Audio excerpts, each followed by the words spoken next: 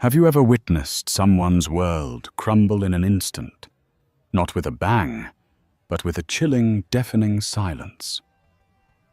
This is the story of Anton Hayes, a man who had it all: a brilliant career, a sharp mind, and what he believed was the perfect malleable wife. At the most important night of his professional life, he chose to publicly break her spirit to elevate his own. He thought her silence was weakness and her family was insignificant. He was wrong. What he didn't know was that in the shadows of that opulent ballroom, a judgment was being made, one that would lead him from the pinnacle of success to the depths of despair when he walked into his new boss's office and saw the woman he'd shattered standing there, holding all the power. Anton Hayes believed in the architecture of success. Every piece of his life was a carefully selected load-bearing component designed to support his ascent. His tailored Armani suits were armor. His corner office on the 45th floor of the Innovate Dynamics Tower was his fortress. His marriage to Clara was in his mind, the elegant, understated foundation upon which the grander structure was built. Clara was not what his colleagues would have expected for a man of his ambition. She wasn't a corporate lawyer or a surgeon or the daughter of a board member. She was an artist, a freelance illustrator who worked from a small, sun-drenched studio in their sprawling minimalist home. She sold prints of whimsical landscapes and intricate floral designs on an Etsy shop. To Anton, her work was a cute little hobby, a harmless diversion that kept her occupied while he built an empire. Their life was a quiet, tense ballet of his expectations and her accommodations. He curated their existence with meticulous precision. He chose the house, the furniture, the cars, and even the right social circles. Clara, in turn, moved gracefully within the confines. He created her own vibrant colors, muted to fit his monochromatic world. She had once been a woman of passionate opinions and easy laughter, but years of being corrected, polished, and molded by Anton had worn her down into a quiet, placid version of herself. The tension in their home had become a low, constant hum, most audible in the silence between them. It was there in the way he'd glance at her paint-stained fingers with a faint curl of his lip, or in the way she'd flinch slightly when he entered a room as if bracing for a critique. This year, the hum was about to become a roar. The Innovate Dynamics annual gala was approaching an event that was less a celebration and more a corporate battlefield. Mr. Sterling, the company's aging founder and CEO, was set to announce his retirement, the coveted position of Vice President of Strategic Development. Anton's obsession for the past 2 years was the prize for the man who best embodied the company's future. His only real rival was Mark Renshaw, a man whose ambition was matched only by his sycophantic charm. For Anton, the gala was the final interview. Everything had to be perfect, and that included Clara. "Have you decided what you're wearing to the gala?" he asked one evening, not looking up from his tablet where he was reviewing quarterly reports. Clara was sketching at the kitchen island, the soft scratch of her charcoal pencil, a stark contrast to the aggressive tapping of his fingers on the screen. "I was thinking of the blue silk dress I wore to the fundraiser last year. It's elegant." "No," he said the word sharp and final. He finally looked at her, his gaze clinical. "That dress is safe, forgettable. This isn't a fundraiser for a dog shelter, Clara. This is my future. Mr. Sterling will be there. The entire board will be there. You need to look like the wife of a vice president." He slid his tablet across the marble island. "I've arranged for a stylist from Saks to come tomorrow. She'll bring options. We're going for something classic, powerful." Chanel, Dior, something that says you belong.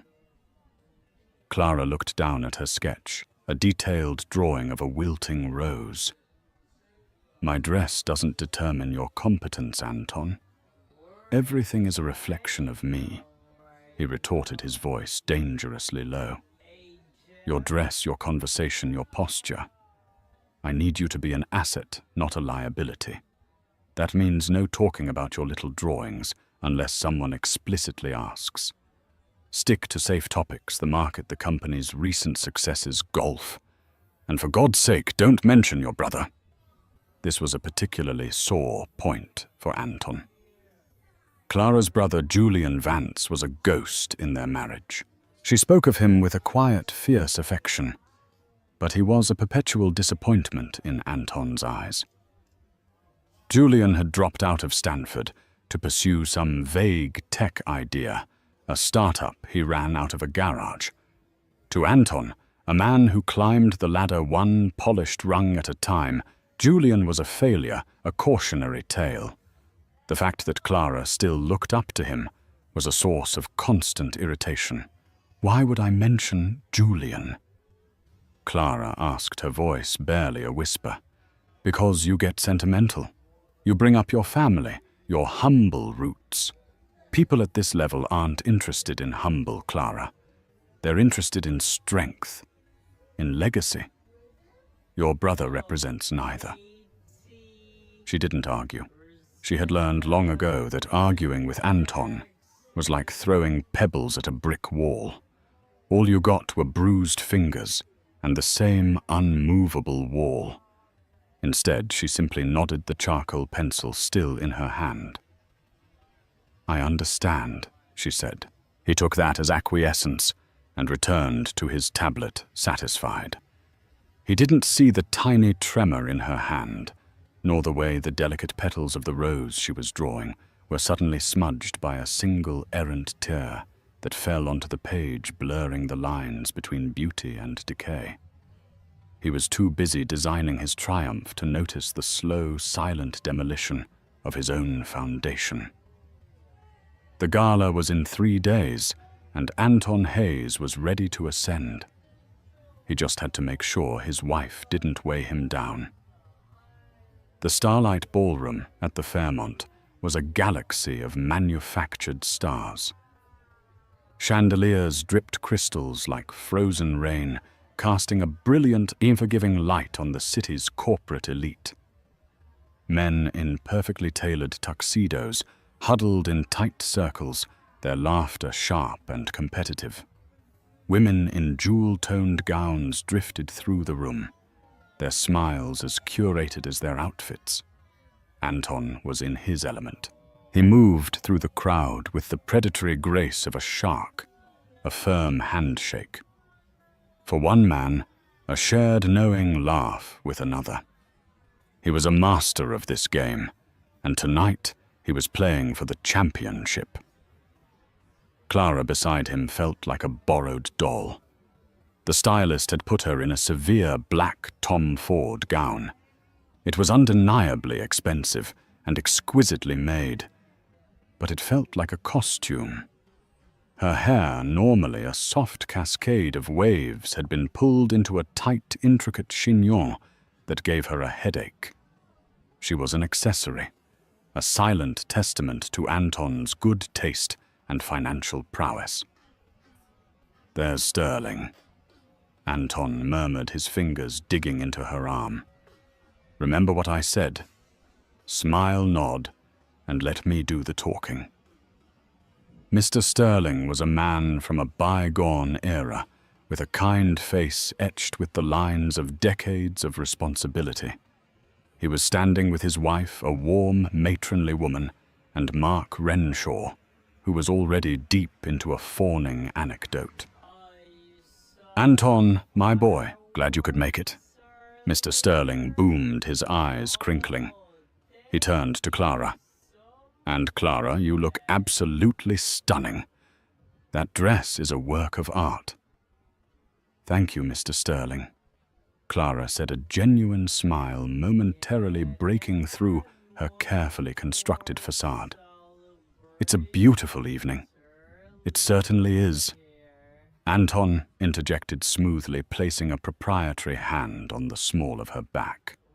We were just admiring the company's incredible growth this year. The Q projections are a testament to your leadership, sir. The conversation flowed a river of corporate jargon and veiled compliments. Anton was brilliant, weaving in statistics and strategic insights, positioning himself as the natural successor. Clara stood by a silent, smiling statue, just as he had instructed. Mark Renshaw occasionally shot her a look of pitying condescension, which only fueled Anton's desire to win.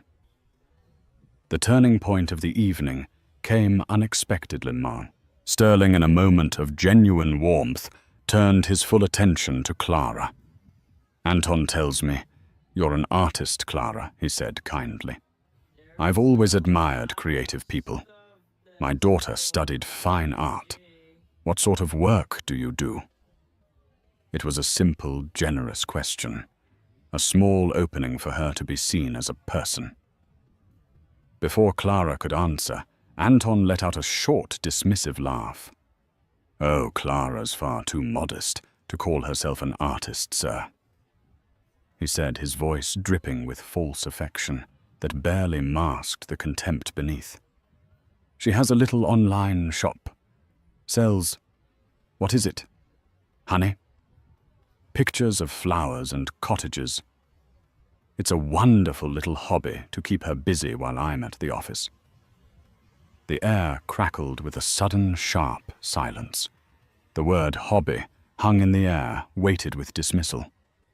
Mark Renshaw's lips twitched into a smirk. Mrs. Sterling's warm smile faltered. Even Mr. Sterling looked taken aback by the casual cruelty of the remark. Clara felt the blood drain from her face. It wasn't just the words. It was the public stage he had chosen to diminish her on. He had taken her passion, the one part of her life that was truly her own, and reduced it to a child's pastime in front of the very people he was so desperate to impress. She felt 100 pairs of eyes on her, imagined their pity, their judgment. She was no longer a person, just the hobbyist wife of an important man. She looked at Anton, searching his face for any sign of remorse, but found only the gleam of triumph in his eyes. He thought this was a power move, demonstrating that he was a serious man, unburdened by frivolous domestic concerns. Her throat felt tight. She couldn't breathe. "Excuse me." She whispered the words, barely audible. She turned and walked away, her movements stiff and robotic. She didn't run. She didn't cause a scene. She simply glided through the crowd, her head held high, a portrait of cold, broken dignity. She walked past the champagne fountains and the string quartet through the gilded lobby and out into the cold night air. The frigid wind was a relief, shocking her system back to life. She hailed the first taxi she saw, the sleek black gown feeling like a shroud. As the taxi pulled away from the curb, she looked back at the grand hotel entrance. Through the gleaming glass doors, she could see Anton already laughing at something Mark Renshaw had said, his back turned to the door where his wife had just vanished. He hadn't even noticed she was gone. In the back of the cab, the tears finally came hot and silent. They weren't just tears of hurt, but of realization. The gilded cage had always been cold, but tonight he had locked the door and publicly thrown away the key. The foundation of their marriage hadn't just cracked, it had been pulverized into dust. Anton arrived home a little after midnight, flush with victory. The rest of the evening had gone perfectly. After Clara's quiet exit, which he'd smoothly explained away as a sudden migraine, he had monopolized Mr. Sterling's attention. He'd been confident, articulate, and visionary. Renshaw, by comparison, had seemed like a fawning amateur. The VP position was his. He could taste it. He strode into their cavernous, silent house, shrugging off his tuxedo jacket. Clara, he called out, expecting to find her in bed, nursing her manufactured headache. There was no reply. He walked into their master bedroom. The bed was pristine, untouched. A chill colder than the late-night air snaked up his spine. On her side of the bed, perfectly folded, was the black Tom Ford gown. Beside it lay the diamond earrings he had gifted her for their anniversary. They looked like chips of ice on the dark wood of the nightstand. He checked her art studio. It was dark and still. He then noticed the closet in their bedroom was slightly ajar. He pulled it open. A significant section of her clothes was gone. Her favorite worn jeans, her soft cashmere sweaters, her simple cotton dresses. A suitcase was also missing. Annoyance, not concern, was his first reaction. How dramatic, how childish. She was trying to punish him for a throwaway comment. He pulled out his phone and dialed her number. It went straight to voicemail. He sent a curt text. "This is ridiculous. Call me." He poured himself a glass of scotch, the amber liquid sloshing in the crystal tumbler. He replayed the evening in his mind. The humiliation hadn't been his intention. Not really.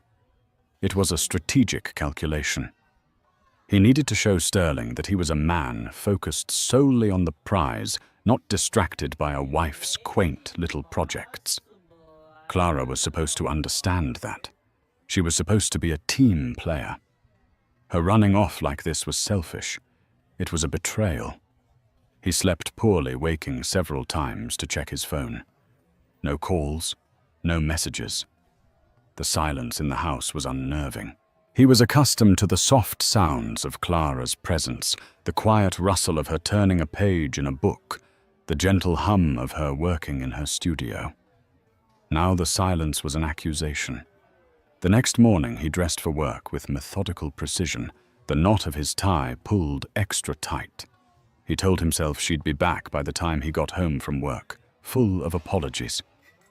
This was just a tantrum. He would be magnanimous and forgive her, and then they could move on.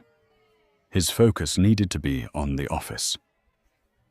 Meanwhile, miles away, Clara sat in a coarsome, sunny-lit kitchen that smelled of coffee and old books. She was wearing one of her brother's old, oversized Stanford sweatshirts. She hadn't slept, but for the first time in years, she felt a sense of clarity. After leaving the gala, she hadn't gone to a hotel or a friend's house. She had made one phone call. "Julian," she had said, her voice cracking. "Can you come get me?" He hadn't asked questions. He'd simply said, "Send me your location. I'm on my way." Julian Vance lived in a modest, unassuming house in a quiet neighborhood across the bay, a far cry from the glass and steel mansion she shared with Anton.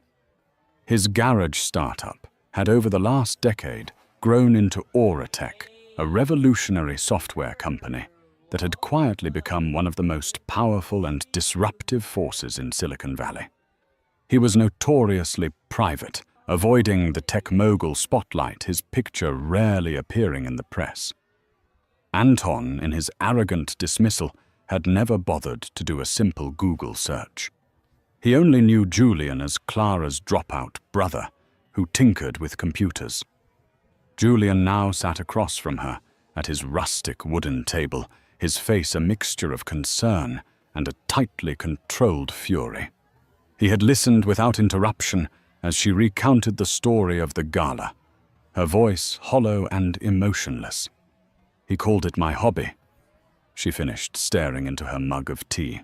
"He made me feel so small. And it wasn't the first time, Julian. It was just the last." Julian reached across the table and covered her hand with his. His hands were warm and steady.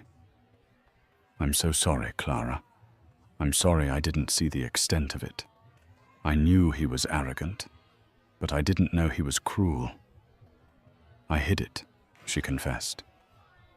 I was embarrassed. I thought I could fix it. I thought if I was just better, a better wife, more supportive, more like the women he admired. There's nothing wrong with you, Julian said, his voice firm. You are the most talented, kind-hearted person I know. The fault is not yours, it's his. He paused, his expression hardening. And he's about to learn that actions have consequences. Clara looked up, puzzled. What do you mean? Just trust me, Julian said. For now, this is your home. Rest. Paint. Breathe. Let me handle the rest. A single tear traced a path down her cheek. But this time, it wasn't a tear of pain. It was a tear of release. She was safe. She was with someone who saw her not as an accessory or a liability, but as a person worthy of respect. Back at Innovate Dynamics, Anton strode into the office, projecting an aura of unshakable confidence. He nodded crisply at his subordinates, his mind already decorating his new VP office. He saw Mark Renshaw by the coffee machine, who gave him a smug, knowing look. Rough night? Hayes Renshaw asked, stirring his coffee. Your wife seemed a bit overwhelmed. She was feeling under the weather. Anton lied smoothly. She's fine. Unlike our Q3 profit margins, which could use a little intensive care. He walked away, leaving Renshaw scowling. He was in control. Everything was going according to plan. He sat at his desk, ignoring the gaping silence from his phone, and began drafting a 90-day strategy plan for his new role as vice president. He was so focused on the future he was building that he remained blissfully unaware that his past actions had already condemned it to rubble. The first tremor hit on Monday morning. It arrived not as a dramatic earthquake, but as a quiet, company-wide email that landed in every inbox at 9:05 a.m. The subject line was deceptively simple. An important announcement regarding the future of innovative dynamics. Anton, engrossed in his VP strategy plan, almost dismissed it. But the buzz in the office was instantaneous and impossible to ignore. A low murmur started in the cubicles and swelled as people read the memo. Heads popped up over partitions, and worried whispers filled the air. Anton opened the email. His eyes scanned the corporate prose, his heart rate quickening with each line. Innovate Dynamics. A bastion of old-school tech for 30 years had been acquired. The buyer was a powerhouse he'd only read about in the most exclusive financial journals, Oratech. The email stated that the acquisition was effective immediately. Mr. Sterling was stepping down, and a new leadership team from Oratech would be transitioning in over the course of the week. Anton's first feeling was a jolt of panic. An acquisition threw everything into chaos. His carefully laid plans, his schmoozing of Sterling, his guaranteed path to the VP suite, it could all be for nothing. But then, a second more powerful feeling took over ambition. Oratech was a legend. They were innovators, disruptors. To be a VP at the old Innovate Dynamics was one thing. To be a VP in this new integrated powerhouse was a whole new level of prestige. This wasn't a setback. It was an upgrade. He just had to prove his worth to a new set of masters. Did you see this? Mark Renshaw said, appearing at the door of Anton's office, his face pale. We've been bought. By Julian Vance. I know his name, Anton said coolly, projecting an air of calm he did not feel. He's a recluse, a genius, they say. This is a massive opportunity, Mark. Don't look so terrified. An opportunity, Renshaw scoffed. They'll bring in their own people. We're all dead men walking. Speak for yourself, Anton retorted. Companies like Auratech don't get to the top by firing talent. They reward it. I plan to be indispensable. Throughout the day, the office was a hotbed of speculation. Everyone was frantically Googling Auratech and its enigmatic founder, Julian Vance. What they found was sparse. He was a visionary who had built his empire on a philosophy of radical empathy in the workplace. Auratech was famous for its incredible company culture, its flat hierarchies, and its ruthless focus on innovation and integrity. There were almost no photos of Vance himself. He was a ghost, a legend, who valued privacy above all else. Anton saw his opening. While others panicked, he would strategize. He spent the day revamping his 90-day plan, tailoring it to Auratech's known corporate values. He peppered it with buzzwords he found in articles about them. Synergy, human-centric design, ethical innovation. He would show this new CEO, this Julian Vance, that he wasn't just some old guard manager from a company that was being put out to pasture. He was a forward thinker, a perfect fit for their new world. By Tuesday, the name Julian Vance was on everyone's lips. Rumor had it he would be addressing the company in an all-hands meeting on Wednesday morning. The atmosphere in the office was thick with a mixture of fear and awe. Anton's home life, however, remained a silent void. Clara had not responded to his texts or calls. Her absence, which had started as an annoyance, was now a source of gnawing unease. It was inconvenient and worse, embarrassing. What if one of the new executives invited him to dinner and he had to explain his wife had run off? He needed to fix this, and fast.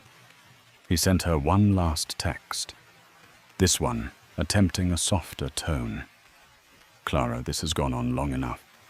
I'm sorry about what I said at the gala. It was a stressful night. Please come home. We have big news at work, and I want to share it with you. He hit send and stared at the screen.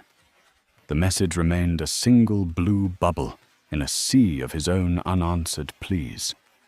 The delivered receipt appeared, but the read notification never came. Frustrated, he pushed his personal life aside. It was a distraction he couldn't afford.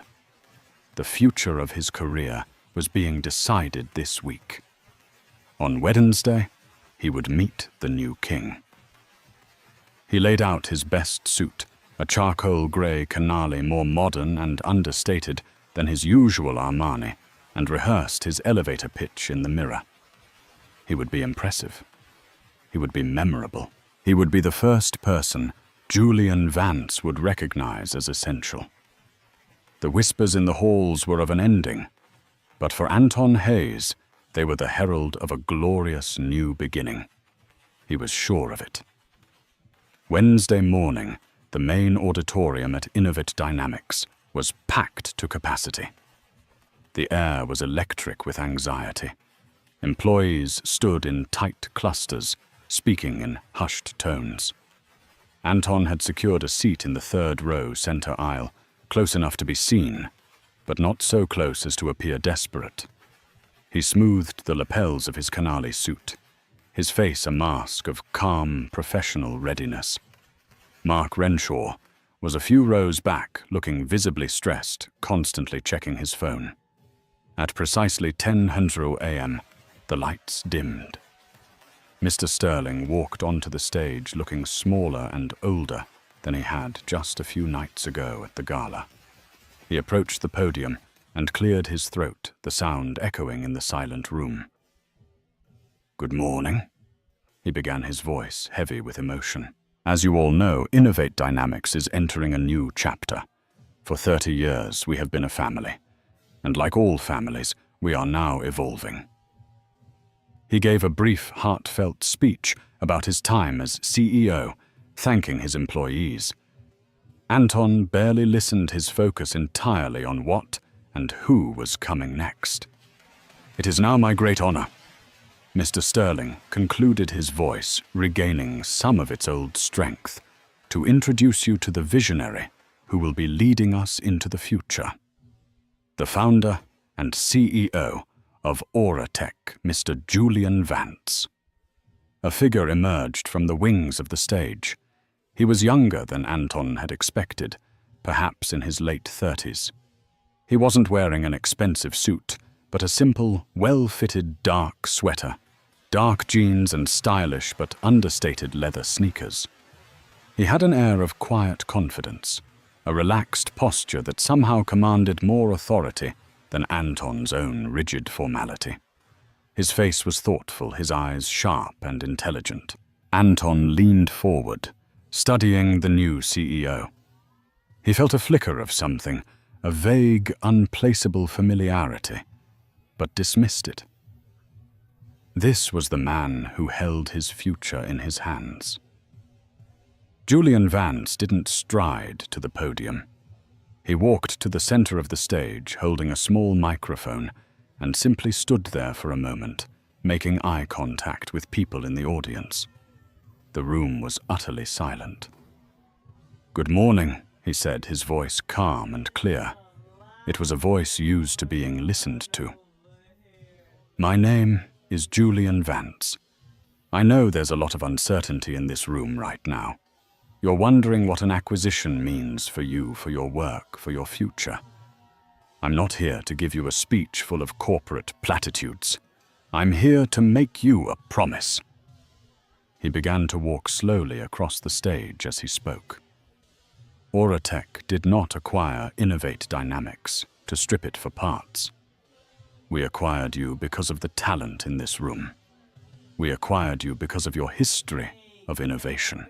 But we are going to change things. The culture here, from what I understand, has become one of fear, of internal competition, of valuing profit over people. That ends today. Anton felt a surge of excitement. This was exactly the kind of language he had used in his revised strategy memo. This man was speaking his language. He was a true visionary. At Auratech, Julian continued, "We have one core principle: integrity. That means integrity in our products, integrity in our business practices, and most importantly, integrity in how we treat each other. We believe that a person's character is more important than their last quarter's sales figures. We believe that respect is not a bonus, it's a baseline requirement. We will not tolerate arrogance. We will not tolerate cruelty.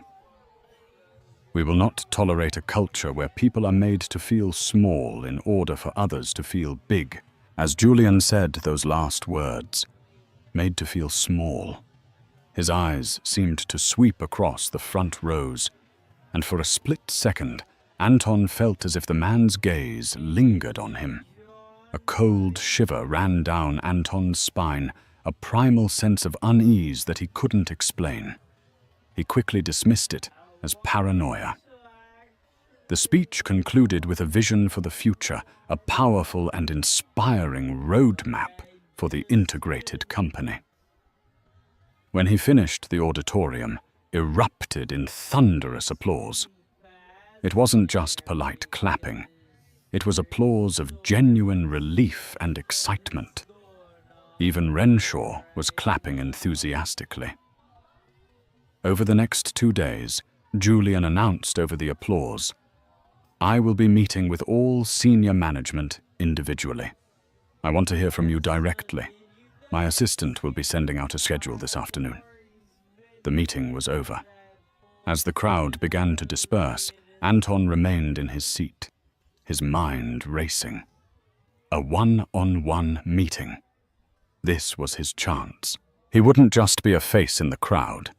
He would have the full, undivided attention of Julian Vance. He would present his strategy plan. He would talk about synergy and human-centric design.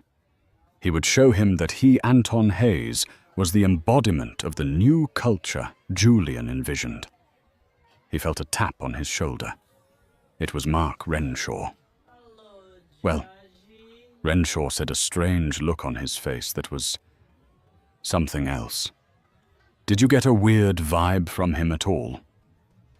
"The only vibe I got was one of true leadership," Anton said dismissively. "Something this company has been sorely lacking." "I don't know, man," Renshaw muttered, looking back at the now empty stage. There was a moment there when he was talking about arrogance. It felt personal, and he kind of looks familiar. Can't place it. "You're just nervous you're about to be made redundant," Anton sneered. "Focus on polishing your resume. I'll be focusing on my future." He walked out of the auditorium with a confident stride, his mind already preparing for the most important meeting of his life. The faint nagging feeling of familiarity he'd felt when he first saw Julian Vance was completely overshadowed by the bright, blinding glare of his own ambition. The email arrived at 2:15 p.m. Anton's meeting with Julian Vance was scheduled for the following day, Thursday, at 11:00 a.m. in the CEO's office, the office that had for decades belonged to Mr. Sterling. Anton spent the next 20 hours in a state of meticulous preparation. He refined his presentation, memorized key talking points, and even researched Julian Vance's philanthropic interests, hoping to find common ground. He didn't sleep. The adrenaline of opportunity was a more potent stimulant than coffee. Clara remained a distant nagging thought, a problem to be solved later. His entire universe had contracted to that 11:00 a.m. meeting. Thursday morning, he stood before the mirror in his apartment, adjusting his tie. The silence of the empty home was a void he refused to acknowledge. He looked at his reflection, the sharp suit, the confident expression, the glint of his expensive watch. This was the image of success. This was the man Julian Vance was about to meet. He arrived at the executive floor at 10:50 a.m. The air here was different, rarefied. Julian's new executive assistant, a calm, efficient woman, offered him water. "Mr. Vance will be with you in a moment," she said with a polite smile. At exactly 11:00 a.m., the door to the CEO's office opened. "Mr. Hayes." "He's ready for you." Anton took a deep breath, straightened his jacket, and plastered his most engaging smile on his face. He walked into the spacious office, his hand outstretched, his opening line rehearsed and ready. "Mr. Vance, it's an honor. Anton Hayes, I have some ideas about the company's transition that I believe you'll find very compelling." His voice trailed off. His extended hand froze in midair. Julian Vance was not alone. He was standing by the vast window that overlooked the city, but he wasn't looking at the view. His attention was on the person standing beside him. It was Clara. She wasn't the subdued, timid woman from the Gala. She was dressed in simple, elegant trousers and a soft cream-colored silk blouse. Her hair was down, falling in its natural waves. Her expression was not one of sadness or anger, but of a profound, unshakable calm. She looked directly at Anton, her eyes clear and steady. She was not a victim here. She was a presence. Anton's brain struggled to process the scene. It was a cognitive dissonance of epic proportions. His wife, his insignificant hobbyist wife, was standing in the new CEO's office as if she belonged there. His mind scrambled for an explanation. Had she come here to ambush him, to cause a scene, to complain to his new boss? "You," he stammered, his gaze flicking from Clara to Julian. Julian Vance took a step forward. His face was devoid of the warmth and inspiration he had projected on stage. His expression was as cold and hard as granite. He completely ignored Anton's outstretched hand. "Mr. Hayes," Julian said, his voice dangerously quiet. "I believe you've already met my sister." The word hit Anton with the force of a physical blow. Sister! The world tilted on its axis. A roaring sound filled his ears. The vague familiarity, the odd feeling that he'd seen Julian before, it all clicked into place with sickening clarity.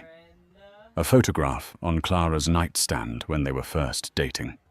A younger Julian, grinning arm slung around his sister. A picture Anton had dismissed as irrelevant. Clara's dropout brother. The one who tinkered with computers. Julian Vance. His mind flashed back to the gala. His casual cruelty. His dismissive words about her little hobby. The condescending tone. His pronouncement that her brother was a failure who represented nothing of value. He had said all of that in the presence of greatness and had been too blind, too arrogant to see it. The strength drained from his legs. The blood rushed from his head, leaving him dizzy and cold. His carefully constructed facade of confidence didn't just crack, it disintegrated into dust. He stumbled backward, his hand fumbling for the doorframe to keep himself from falling. His breath came in ragged, shallow gasps. "Sister," he whispered the word, a pathetic croak. Clara said nothing. She didn't need to. Her silent, steady gaze was more damning than any accusation. It was the gaze of someone who had seen him for exactly what he was and was no longer afraid. Julian's eyes narrowed, pinning Anton in place. "Yes, my sister Clara Vance, the brilliant artist whose work you so eloquently dismissed as a little hobby. The woman you humiliated in front of your colleagues to score corporate points. I was there, Mr. Hayes, at the gala, in the background. Clara invited me. I saw it all. The collapse was complete. It wasn't just his career prospects evaporating. It was the utter annihilation of his ego, his self-perception, his entire reality. He had built his life on the principle of judging others, of sorting them into categories of useful and useless. And he had made the most catastrophic miscalculation of his life. He stared at the man who held his entire world in his hands, and at the woman he had broken, who was now impossibly standing beside him. Anton Hayes. The master of the game hadn't just been outplayed. He had been playing the wrong game all along. The silence in the CEO's office was absolute, broken only by Anton's ragged breathing. The grand view of the city skyline behind Julian and Clara seemed to mock him, a panorama of a world he was no longer a part of. "You see, Mr. Hayes." Julian continued, his voice a blade of ice, "the core principle I spoke of yesterday. Integrity isn't just a buzzword I use in speeches. It's the metric by which I measure everything. A man who treats his own family with such profound disrespect is not a man I can trust to manage a team, to nurture talent, or to represent this company." He walked over to the large mahogany desk, the desk Anton had dreamed of having one day, and picked up a folder. "I read your file. You're brilliant. Your numbers are impeccable. On paper, you are the perfect executive. But a person's true character isn't revealed on a spreadsheet. It's revealed in the small moments, in how you treat the person you promise to love and protect when you think no one of consequence is watching." Anton tried to speak, to form an apology, an excuse, anything. But his throat was closed, his mind a chaotic whirl of panic and regret. I didn't know." "That's the point," Julian cut him off sharply. "You didn't know she was my sister. And it shouldn't matter. Her worth, her right to be treated with dignity, is not derived from her relationship to me. You should have treated her that way because she is a human being. Your wife." He gestured toward Clara. "Her little hobby has led to 2 gallery exhibitions and a commission to design the branding for a national charity. She is more talented and successful in her chosen field than you could ever comprehend because you never bothered to look." Finally, Clara spoke. Her voice was not the whispery, hesitant one he was used to. It was clear and firm. "The problem, Anton, was never my art or my family," she said, taking a step forward. "The problem was that you needed me to be small so that you could feel big. I spent years shrinking myself to fit into the little box you built for me. But I'm done with that. Now." From her handbag, she pulled out a crisp, folded legal document. She walked over to where Anton was still leaning against the doorframe for support and held it out to him. "These are divorce papers," she said simply. "My lawyer will be in touch with yours." He stared at the papers as if they were a venomous snake. This was it. The complete and total severing. The end of everything. Julian delivered the final blow. "Your position at this company is terminated effective immediately. Security will escort you to your desk to collect your personal belongings. We will, of course, honor the terms of your contract regarding severance. But I would advise you not to use Innovate Dynamics or Auratech as a reference. I assure you my review of your character would be honest." He paused, his gaze unrelenting. "Your rival Mark Renshaw, on the other hand, is getting the VP promotion. At the gala, after you humiliated your wife, he found mine and apologized on your behalf for the boorish display. Turns out he has a modicum of decency, a quality we value here." The mention of Renshaw was the final petty twist of the knife.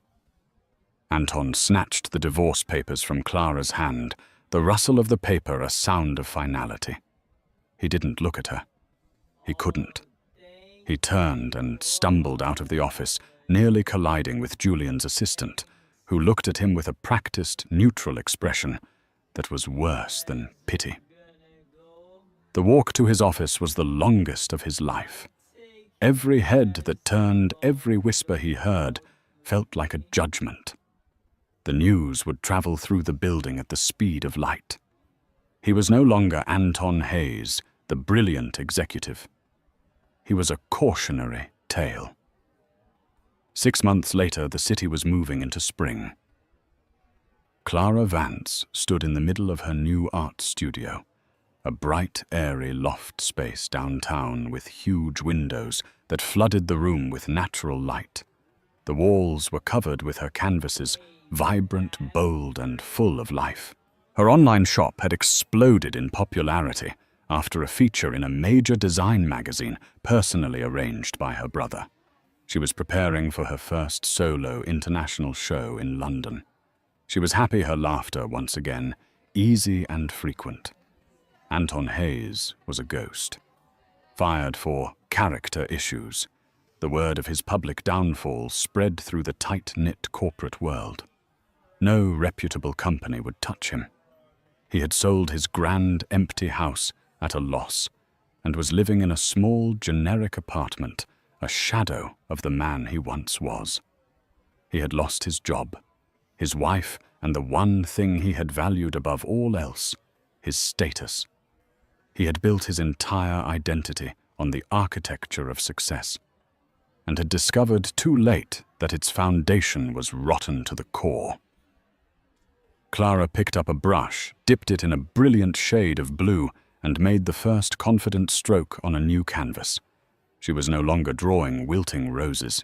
She was painting a thriving forest full of light and color, a world of her own making. A year had passed since Anton Hayes' world had imploded within the 4 walls of the CEO's office. Autumn had returned its crisp air, a chilling reminder of the season of his downfall. The echoes of that day had not faded. They had simply changed their tune from a deafening crash to a low, persistent hum of failure that followed him everywhere. He sat in the sterile, beige waiting room of a mid-tier financial consultancy, a firm so far beneath his former station that a year ago he wouldn't have even entertained poaching their junior staff. The suit he wore was one of his old ones, a Zegna, but it felt different now. On his frame, once broad with confidence, it hung like a costume from a past life. He was no longer a captain of industry.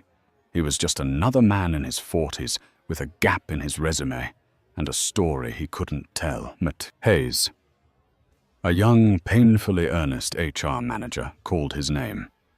Anton forced a smile and followed him into a small, windowless office. The interviewer, a man named Peterson, was a decade younger than him, with an expression that tried for professional neutrality but settled on poorly concealed curiosity. He knew. They always knew. The corporate world was a small, gossipy village, and Anton's spectacular fall from grace was the stuff of legend. "Your resume is impressive." Anton Peterson began tapping a pen on the printed sheet. "Innovate Dynamics, Senior Project Manager. You left just as the Auratech acquisition was finalized. Can you tell me about that transition?" This was the verbal dance he'd performed a dozen times.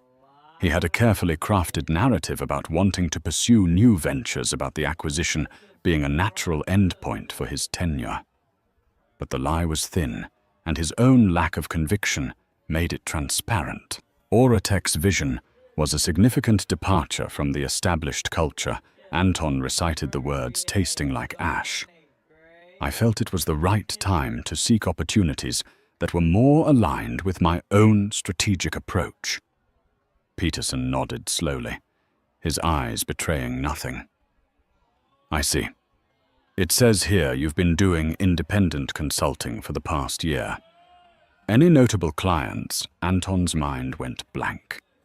His consulting had consisted of a few humiliating, low-paying projects for friends of friends who were really just doing him a favor. He had no notable clients.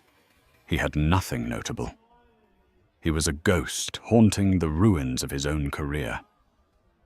He offered another vague, polished answer, but he could feel the interview slipping away. He saw not a potential employer across the table, but a judge, and the verdict was already in. Thousands of miles away, in a brightly lit gallery in London's Mayfair district, the clinking of champagne glasses and the excited murmur of conversation filled the air. At the center of it all stood Clara Vance, radiant in a flowing emerald green dress. She was surrounded by critics, collectors, and friends, all gathered for the opening night of her first international solo exhibition, Reconstruction. Her paintings lined the walls, a stunning visual journey. The early pieces were delicate and intricate, beautiful, but constrained much like she had been. The newer works, however, were an explosion of color and emotion. They were bold, expansive, and unapologetically alive. One large canvas, the centerpiece of the collection, depicted a shattered porcelain doll, but from the cracks grew vibrant, defiant wildflowers. Julian stood by her side, a glass of sparkling water in his hand, a look of immense pride on his face.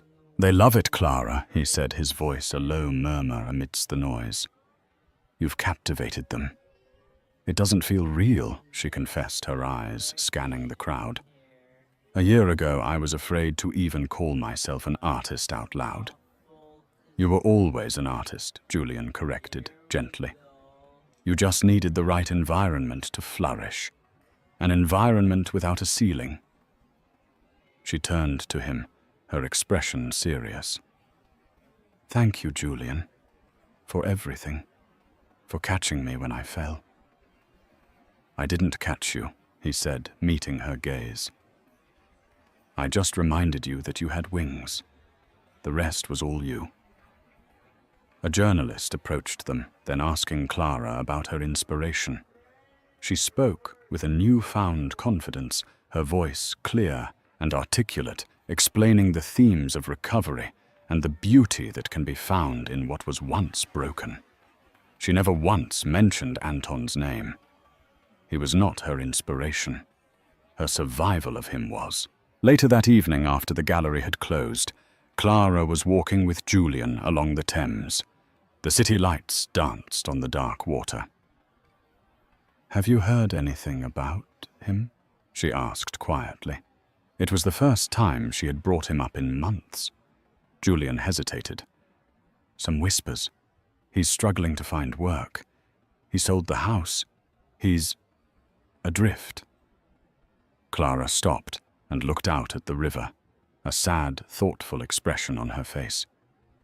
There was no triumph in her, no vindictive pleasure. There was only a quiet, profound sense of closure.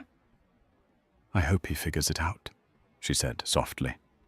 "I hope he learns that building a life isn't about winning. It's about what you create, not what you conquer." After the disastrous interview, Anton didn't go home. He walked aimlessly through the financial district, a place that had once been his kingdom. The towering glass buildings now seemed to loom over him, judging him. As he waited at a crosswalk, a sleek black town car pulled up to the curb, the back window lowered. It was Mark Renshaw. He looked exactly as Anton had always known him, impeccably dressed, a confident smirk on his face, but now he wore the title of Executive VP. Anton Renshaw said, his tone a smooth blend of surprise and pity. "Didn't expect to see you around here." Anton felt a hot flush of shame. "Mark," he managed to say, his voice tight. "How are things?" Renshaw asked the question, a formality he clearly had no interest in. "Keeping busy." Consulting Anton lied the word, feeling weaker than ever. Right. "Well, look, it was good to see you," Renshaw said, already signaling his driver to move on. He paused, then added as an afterthought, "Listen, if you ever need anything, a character reference for something a little more junior, let me know. Happy to help an old colleague out." The window slid up, and the car disappeared into the stream of traffic. The offer, couched as kindness, was the most profound insult Anton had ever received. It was a confirmation of his complete and utter fall. He was no longer a rival to be feared, but a charity case to be pitied. He stood frozen on the sidewalk as people bustled past him. He caught his reflection in the dark, polished granite of a building's facade. He saw a man who looked tired and lost. The arrogant gleam in his eye was gone, replaced by a hollow emptiness. For the first time, with no one to impress and nothing left to lose, he saw himself not as the architect of success, but as the sole architect of his own desolation. The city was full of echoes, and every single one of them was his own name, whispered as a warning. Thank you for listening to this story of ambition, betrayal, and poetic justice. The tale of Anton and Clara is a powerful reminder that our true character isn't defined by our titles or our wealth, but by how we treat those closest to us, especially when we think no one is watching. It reminds us that strength often comes in the quietest forms, and that underestimating someone can lead to our own downfall. If this story resonated with you, please take a moment to hit the like button. It really helps our channel grow. Share this video with someone who appreciates a story of empowerment and consequences. And most importantly, if you haven't already, please subscribe and turn on notifications so you won't miss our next story. We all have stories worth telling, and we're so grateful to be able to share them with you. Thank you for being a part of our community.